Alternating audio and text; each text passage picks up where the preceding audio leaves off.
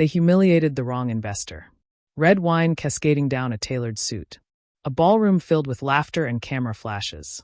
A spectacle designed to remind him of his place. But the man standing silent beneath the pour controlled the entire $900 million agreement, keeping their empire alive. The Zenith penthouse gleams with calculated elegance.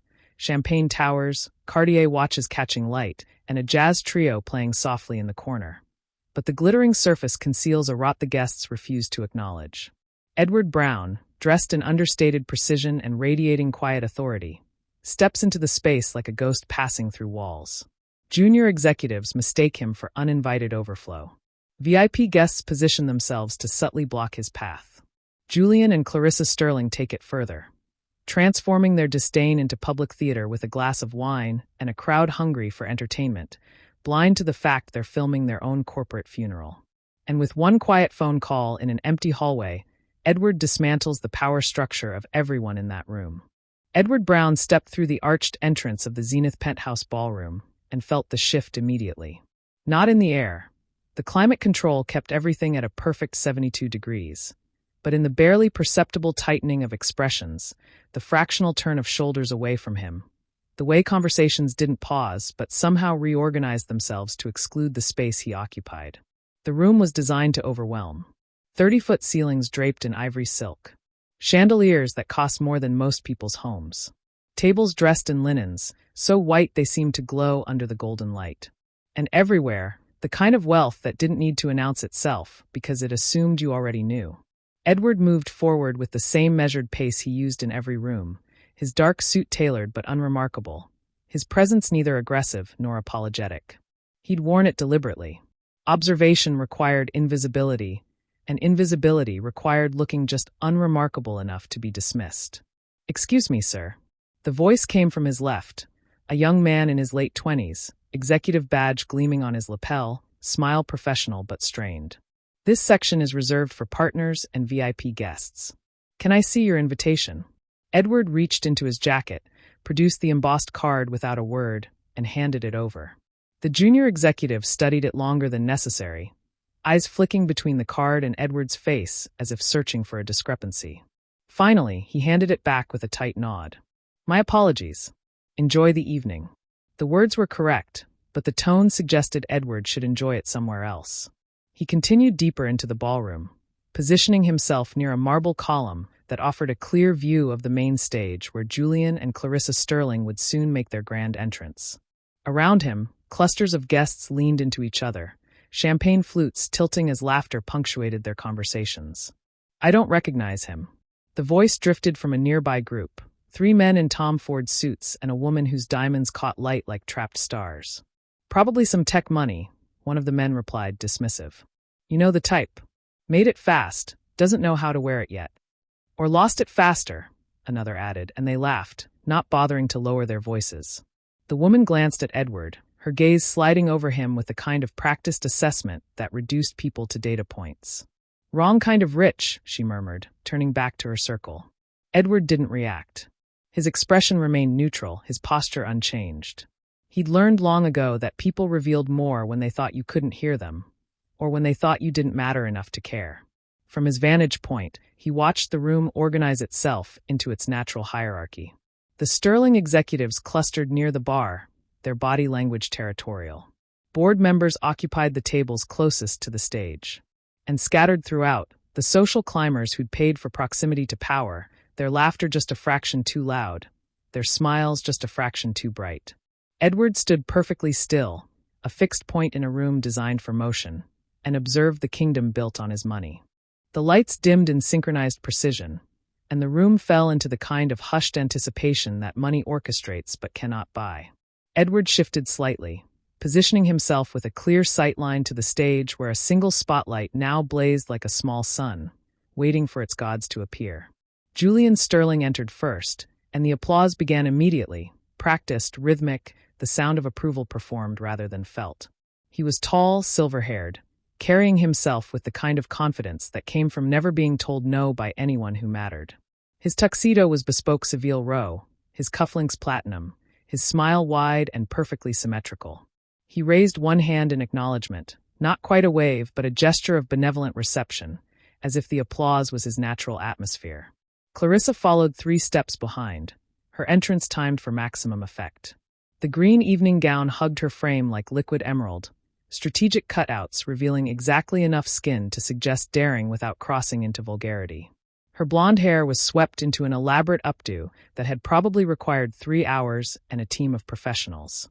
She smiled with the kind of radiance that photographers loved, bright, confident, utterly certain of her place at the center of every room she entered. The applause swelled. Guests rose from their tables in a coordinated wave of deference. Clarissa lifted her hand in a delicate acknowledgement, her fingers moving in a motion that was part greeting, part blessing. Julian took her hand, and they stood together at center stage, the perfect power couple, basking in adoration like lizards under heat lamps. Edward remained standing near his column, hands clasped loosely in front of him, expression unchanged. He watched the way Julian's eyes swept the crowd, cataloging who stood fastest, who applauded longest, who mattered and who didn't. He watched Clarissa lean into her husband, whisper something that made him laugh, then turn back to the crowd with a smile that never quite reached her eyes. Who invited him? The whisper came from behind Edward's left shoulder, barely audible over the applause. No idea. Probably someone's +1 who didn't know better. He's been standing there for 20 minutes just staring. It's unsettling. Edward didn't turn. The guests thought they were being discreet, but their voices carried in the acoustic perfection of the ballroom. He'd counted 17 separate conversations about his presence since he'd arrived, each one cataloging his failures. Wrong suit brand, wrong watch, wrong posture, wrong everything. A woman in a champagne-colored dress moved past him, her shoulder deliberately angling away to avoid contact, as if proximity to him might be contagious. Her companion, a man with a face red from too much scotch and self-importance, glanced at Edward and muttered something that included the words, security oversight. On stage, Julian had begun speaking, his voice amplified and smooth, welcoming everyone to this historic evening and the culmination of months of strategic vision. The words were corporate poetry, meaningless in content, powerful in delivery. He spoke of market disruption, of unprecedented partnerships, of Sterling Global Holdings leading the industry into a new era. Clarissa stood beside him, nodding at precisely timed intervals, her smile never faltering, her hand resting on his arm in a gesture that photographs would caption as supportive and elegant. Edward watched them perform their roles with the detachment of someone watching actors rehearse a play he'd already read. He knew the script. He knew how it was supposed to end, with signatures, with champagne toasts, with the $900 million agreement that would secure Sterling Global's position for the next decade. But scripts could be rewritten, especially when the playwright was standing in the back of the theater, unnoticed and underestimated, holding the only pen that mattered. Around him, the whispers continued, marking him as the intruder who didn't belong, the wrong element in their carefully curated evening. And Edward stood perfectly still, watching the kingdom built on his money celebrate itself, while his phone waited silent in his pocket, one call away from burning it all down. Julian's speech concluded to another wave of applause, and as the spotlight dimmed, Edward watched Clarissa's gaze sweep the room in that practiced way powerful people cataloged their domain. Her eyes moved across tables, pausing briefly on faces that mattered, sliding past those that didn't. Then they stopped, fixed, narrowed almost imperceptibly. She'd found him. Clarissa leaned toward her husband, her smile never faltering for the benefit of the watching crowd, but her lips barely moved as she spoke. Julian's head turned fractionally, following her eyeline until he located what had disturbed her perfect evening. Edward saw the moment of recognition, not of who he was, but of what he represented. An anomaly, a disruption in the careful choreography of their event. Julian's expression shifted through several micro-adjustments, surprise, confusion, then something harder. His jaw tightened almost imperceptibly before he restored his public smile, the one that had closed billion-dollar deals and convinced shareholders to trust him with their futures. He whispered something back to Clarissa, patted her hand with the confident assurance of a man who'd spent his life removing obstacles, and descended the stage stairs with the measured stride of someone approaching an unpleasant but necessary task. The guests nearest to Edward noticed the trajectory. Conversations paused mid-sentence. Eyes tracked Julian's movement across the marble floor, then flicked to Edward, then back to Julian, anticipation building like static electricity before a storm. Edward didn't move. He stood exactly as he had for the past 30 minutes, hands clasped loosely, expression neutral, a man occupying space he'd paid for but apparently didn't deserve. Julian closed the distance with the efficiency of someone who knew how to handle delicate situations publicly. His smile remained in place, but it had acquired an edge, something sharp beneath the professional veneer. He stopped 3 feet from Edward, close enough to be heard without raising his voice, far enough to maintain the appearance of civility. "Good evening." Julian's tone carried the warmth of a February sidewalk. "I don't believe we've been introduced." Edward met his eyes, said nothing. The silence stretched for 2 seconds, then 3. Julian's smile tightened. Around them, guests had stopped pretending not to watch. "Everything to your satisfaction, sir?" Julian continued, the word "sir" delivered with just enough emphasis to make it sound like its opposite. "The event seems to be going well, though I notice you've been standing here quite some time. Observation or—" He paused, letting the implication hang. "Confusion about where you're meant to be?" Edward remained silent, his gaze steady, his breathing even. Julian's smile widened, but his eyes went cold. He glanced around at the watching faces, then back to Edward, lowering his voice to something that approximated concern but sounded more like condescension. "Perhaps you need directions? The service entrance is actually on the north side of the building." "Easy mistake. These events can be disorienting for those not familiar with the venue." The words landed precisely as intended. A few guests nearby shifted uncomfortably. Others smiled into their champagne glasses. One man actually chuckled, quickly disguised as a cough. Clarissa watched from the stage, her expression composed but her eyes bright with something that looked like satisfaction. Edward stood perfectly still, the insult washing over him like water over stone, and Julian Sterling had absolutely no idea he'd just lit the fuse on his own empire. Edward's continued silence seemed to irritate Julian more than any response could have. The CEO's smile had frozen into something brittle, his posture shifting from confident to defensive. He opened his mouth to say something else, but movement from the stage cut him off. Clarissa descended the stairs with the fluid grace of someone who'd spent years learning how to make an entrance, or in this case, how to finish what her husband had started. Her green gown caught the light with each step, the fabric shimmering like scales. In her right hand, she held a wine glass, the crystal catching refracted light, the deep red liquid inside swaying gently with her movement. The crowd sensed the shift immediately. Conversations died mid-word. Heads turned. Phones came out, not even pretending subtlety anymore, because everyone recognized the shape of a moment that would be replayed, shared, dissected. This was content.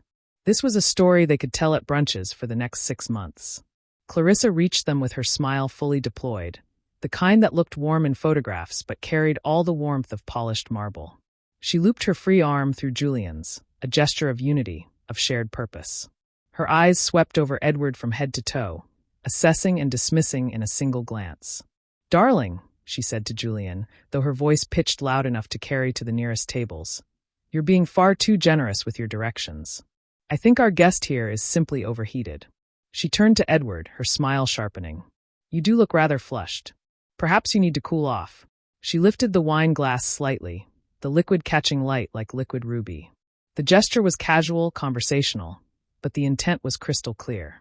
Around them, the crowd had formed a loose semicircle, phones raised, a modern coliseum waiting for blood. Edward's gaze moved from Clarissa to the glass, then back to her face. He didn't speak, didn't move, just waited with the same stillness he'd maintained all evening, as if he'd somehow known this was coming and had already decided how it would end. "Oh, for heaven's sake," Clarissa said, laughing that crystalline laugh that had charmed investors and intimidated competitors. She held the glass out to Julian. "You do it. I'll ruin my manicure." Julian took the glass, and for a moment something flickered across his face. Uncertainty, perhaps, or the faint recognition that they were crossing a line that couldn't be uncrossed. But Clarissa's hand on his arm tightened, her smile encouraging, and the watching crowd's anticipation was a pressure that demanded resolution. He lifted the glass, paused for half a heartbeat, then tilted it forward.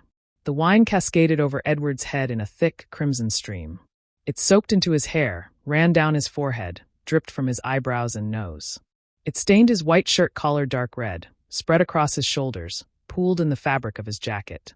The sound of it, liquid hitting fabric, hitting skin, was somehow louder than it should have been in the hushed ballroom.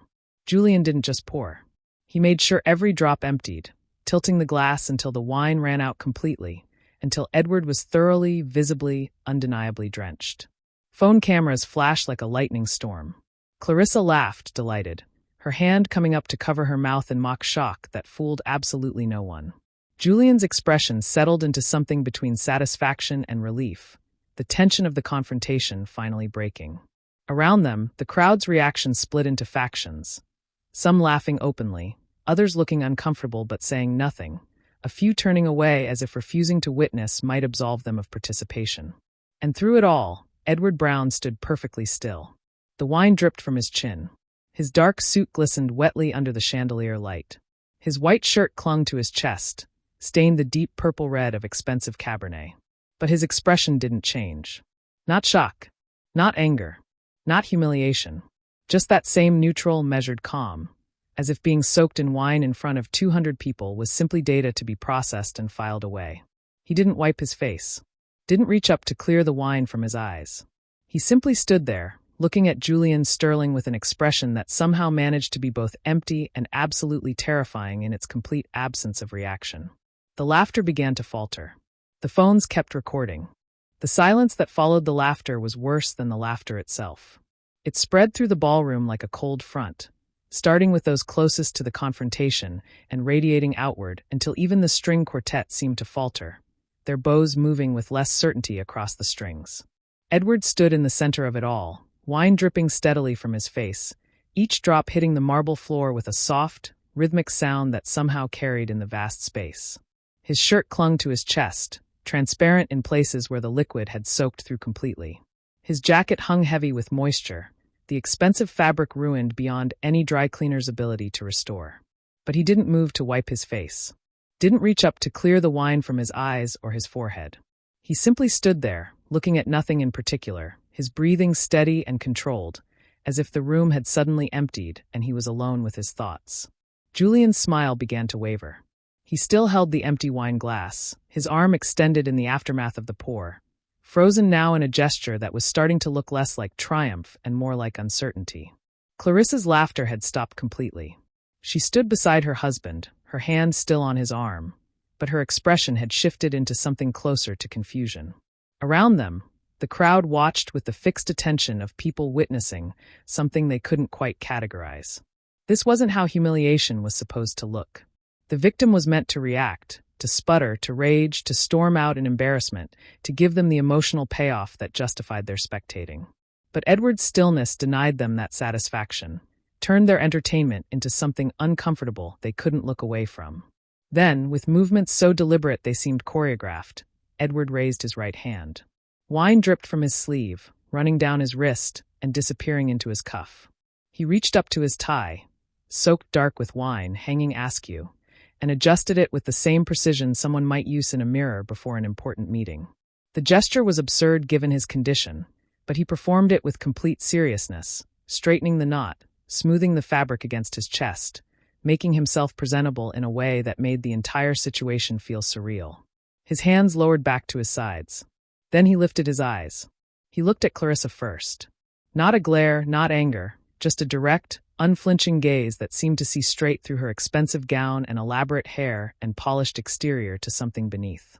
Her smile disappeared completely. She took a half-step backward, the movement unconscious, instinctive. Then Edward's eyes moved to Julian.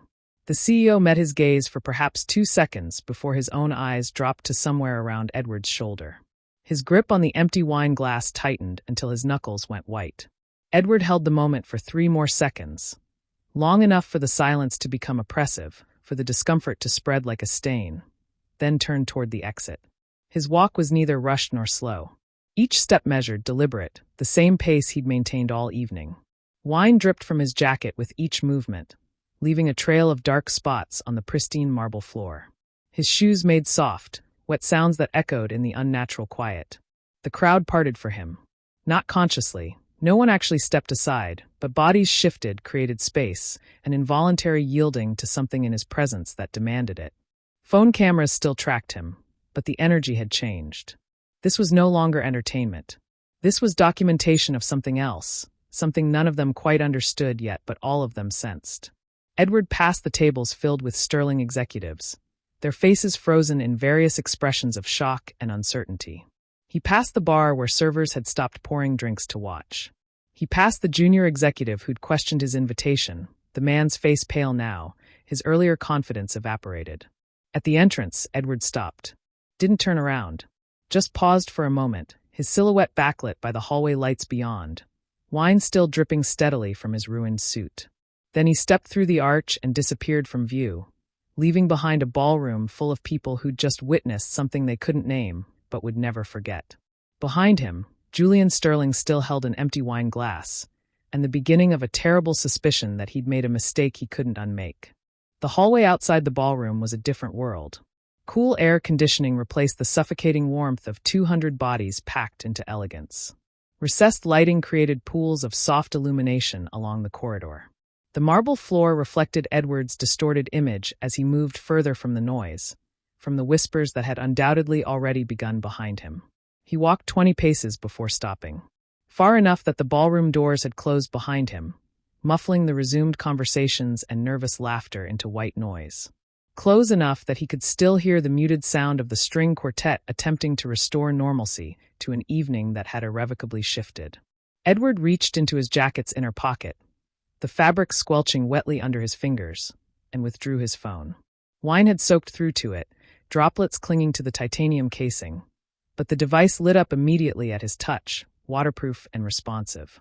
A single drop of wine fell from his chin onto the screen, distorting his reflection for a moment before he wiped it away with his thumb. He pulled up his contacts with the practiced ease of someone who'd made this type of call 100 times before, though never quite under these circumstances. His thumb hovered over a name for half a second, Marcus Chun, his general counsel, and the one person in his organization who never questioned the why, only executed the what. The call connected on the first ring. Edward.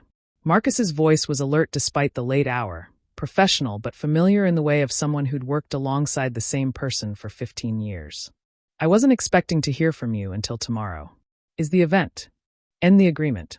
Edward's voice was low, barely above a conversational volume, but it carried the weight of absolute certainty. Wine continued to drip from his hair, pattering softly against his collar, but his tone remained perfectly steady, devoid of anger or emotion. Just instruction delivered with surgical precision.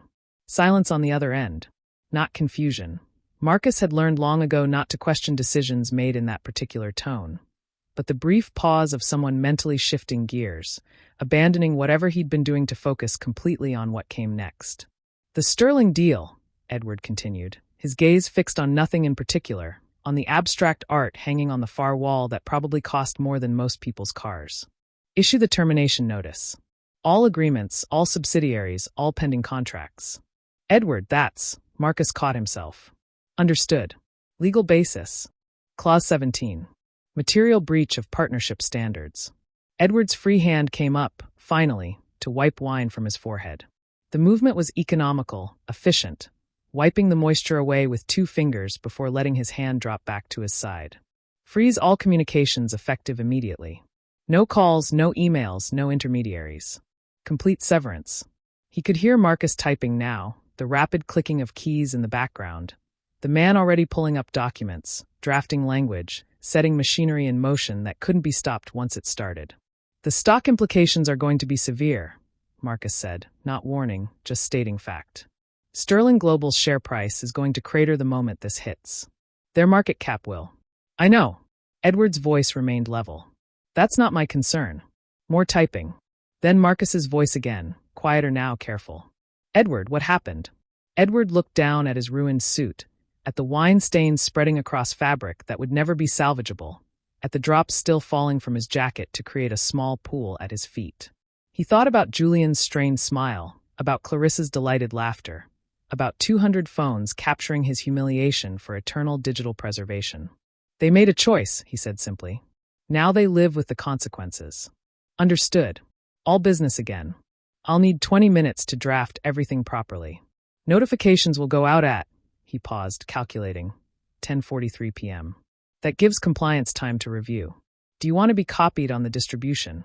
No. Edward glanced back toward the ballroom doors. Through the small windows set into them, he could see movement, the shapes of people still celebrating, still drinking, still completely unaware that their world was about to end. Send it directly. I'll be unavailable for the rest of the evening. Copy that. Edward. Marcus hesitated, something he rarely did. This is going to make headlines. Good. Edward ended the call with a tap of his thumb, the screen going dark and reflecting his wine-stained face back at him. He stood there for another moment, phone still in his hand, listening to the muffled sounds of the gala continuing behind him. Then he pocketed the device, turned toward the elevator bay at the end of the corridor, and walked away from the Zenith penthouse with the same measured stride he'd maintained all evening, leaving behind a room full of people celebrating a future that had just been deleted with a single phone call. The signing ceremony had been scheduled for 10:45 p.m. precisely, time to coincide with the closing bell in Asian markets and the opening whispers of European trading. Julian stood at the presentation podium, Clarissa beside him, both of them restored to their practiced confidence now that the uncomfortable interruption had been removed from the room. Behind them, an enormous LED screen displayed the Sterling Global Holdings logo alongside their partner firm's emblem, the two images rotating in synchronized harmony. Julian had just begun his prepared remarks about unprecedented collaboration when the screen flickered. Once, twice, then went completely black. The technician stationed at the control booth in the back frantically tapped at his laptop, his face visible in the glow of his screen, confusion morphing into concern. Murmurs rippled through the crowd. Julian paused mid-sentence, turning to look at the dead screen, his smile tightening but holding. Technical difficulties, he said with a forced laugh. Technology always picks the perfect moment to. The screen came back to life, but instead of corporate logos, it displayed a single message in stark white text against black. System error. Agreement terminated. Contract status void. Julian's laugh died in his throat. Clarissa's hand gripped his arm, her manicured nails pressing into the fabric of his tuxedo. Around the ballroom, phones began to vibrate in a cascading wave, alert tones pinging like digital rain. Guests pulled devices from pockets and clutches, their faces illuminated in the dim lighting as they read notifications that were arriving in real time. Sterling Global down 12% in after-hours trading. Breaking. Partnership agreement terminated effective immediately. Stock alert. STRG plummeting. The whispers built into actual conversation, then into alarmed exchanges. A Sterling executive near the front stood abruptly, phone pressed to his ear, his face drained of color. Another followed, then three more, exodus beginning as people tried to reach their offices, their brokers, anyone who could explain what was happening. Julian's phone buzzed in his pocket. He ignored it. It buzzed again. And again. Clarissa pulled out her own device, her face going pale as she scrolled through what Edward assumed were dozens of incoming alerts, messages, calls from board members and investors whose portfolios were currently hemorrhaging value in real time. Julian. Her voice was barely a whisper, but in the chaos it somehow reached the microphone. The deal. It's gone. They're saying the partner firm terminated everything. On the main screen, someone in the tech booth had managed to pull up a live market feed. Sterling Global Holdings stock price scrolled across the bottom in angry red numbers, dropping with each refresh. Minus 15%. Minus 18. Minus 22. The algorithm-driven selling had begun, automated systems detecting the partnership collapse and executing predetermined exit strategies without human intervention. Then someone's phone screen was visible in the front row, playing a video that had already begun its viral trajectory across social media. The footage was clear, professionally shot on someone's expensive device. Edward standing still, wine cascading over his head, Julian's satisfied smile, Clarissa's delighted laughter. The caption was already being shared thousands of times per minute. CEO humiliates guest at gala minutes before $900 million deal collapses. The connection formed instantly in the collective mind of the room. The man they'd mocked. The quiet observer they'd dismissed and drenched in wine. And now, less than 20 minutes later, their entire world was imploding. Julian's hands gripped the podium, his knuckles white, his prepared speech forgotten as he stared at the market feed displaying the real-time destruction of everything he'd built. Beside him, Clarissa's perfect composure had cracked completely, her phone shaking in her hands as she read message after message, each one presumably worse than the last. The ballroom had transformed from celebration to crisis in under 5 minutes, and somewhere in the city below, Edward Brown was removing his wine-stained suit and preparing for bed. The ballroom had descended into controlled chaos, executives clustered in tight groups with phones pressed to ears, voices rising in pitch and urgency as they tried to contain a catastrophe that was already beyond containment. Julian had abandoned the podium, standing now in a small circle of his senior leadership team, all of them talking at once, none of them listening. Then the crowd parted for David Chun, Sterling Global's chief operating officer, a man who'd spent 20 years building a reputation for unflappable competence under pressure. That reputation was visibly crumbling as he crossed the marble floor at a near run, his phone clutched in one hand, his face the particular shade of pale that comes from witnessing career-ending disasters in real time. Julian. His voice cut through the competing conversations with the force of genuine panic. We need to talk. Now. Julian turned, irritation flashing across his face before he registered David's expression. David, I'm dealing with the partner firm. David's words came out rushed, breathless. I just got off the phone with their head of legal. The termination order came directly from ownership. Not the board. Not the executive team. The owner. The owner? Clarissa stepped closer, her evening gown suddenly looking absurd in the context of corporate collapse, like someone had worn a ball gown to a funeral. What owner? Their firm is publicly traded, there's no single. There is. David's hand shook as he pulled up something on his phone, turned the screen to show them. Majority stakeholder.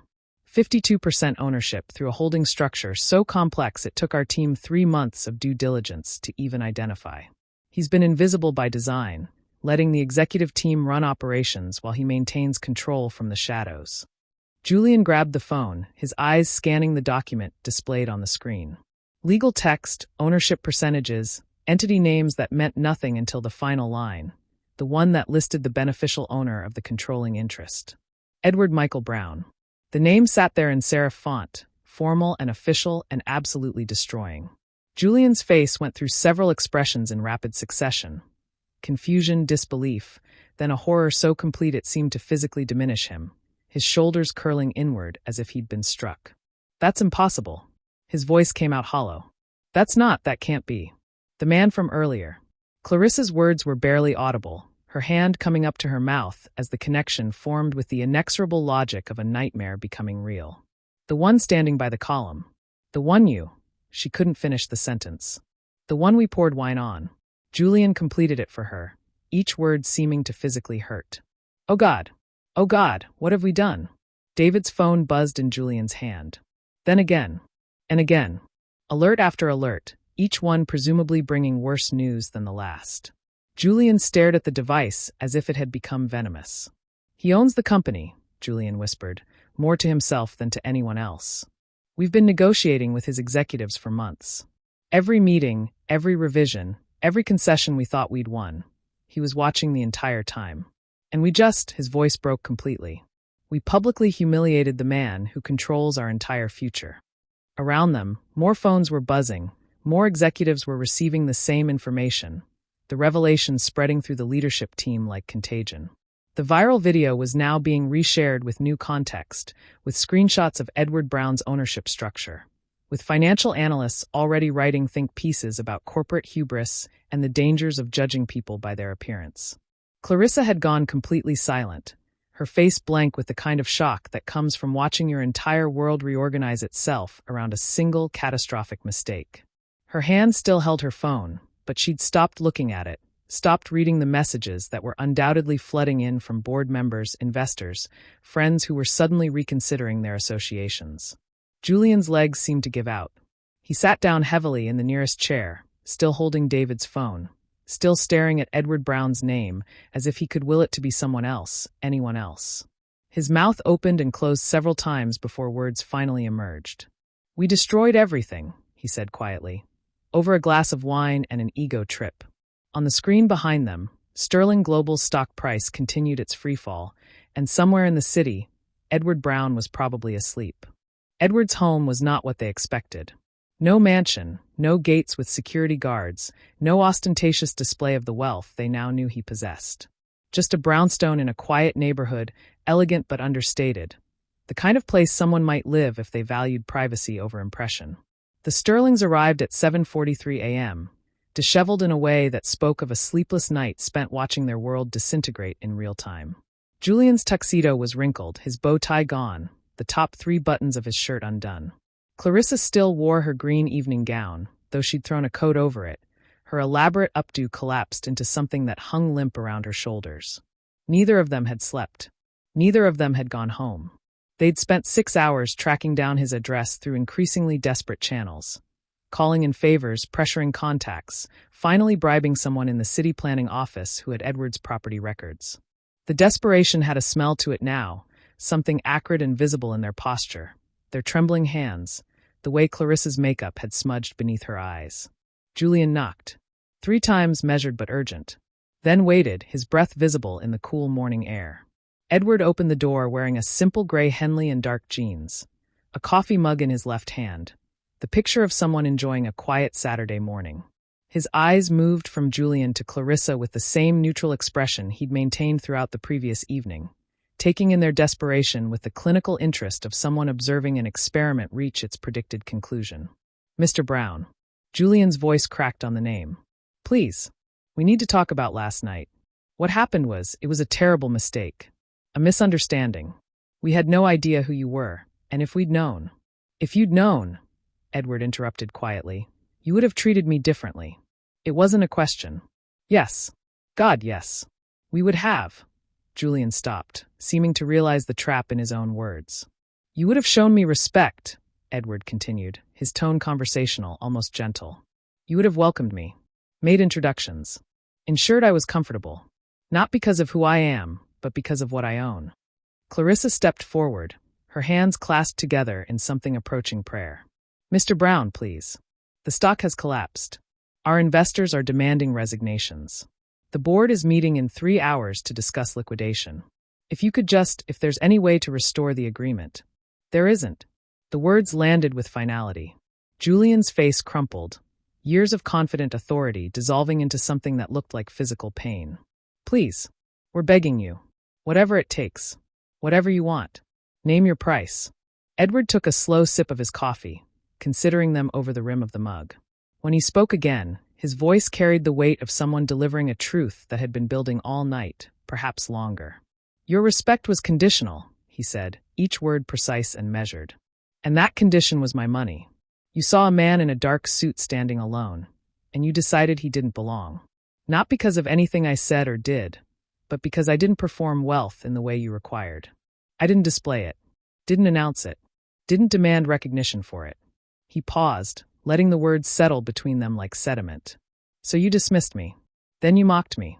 Then you humiliated me in front of 200 people, not because I'd wronged you, but because you believed you could. Because you thought my dignity was worth less than your entertainment." His eyes moved from Julian to Clarissa, holding each of their gazes in turn. "Now you have neither my respect nor my money. And that seems appropriate. Mr. Brown." Julian's voice was desperate now, breaking completely. "Please, we have families, employees, people who depend on." "You should have thought of them," Edward said quietly, "before you poured the wine."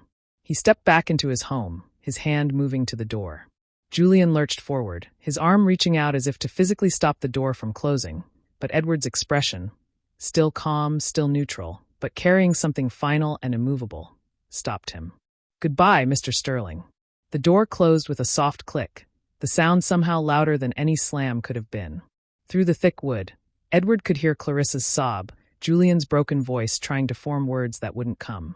He stood there for a moment, coffee mug still in hand, listening to their broken legacy collapse on his doorstep. Then he walked back to his kitchen, where his breakfast was waiting, and his Saturday morning continued exactly as planned.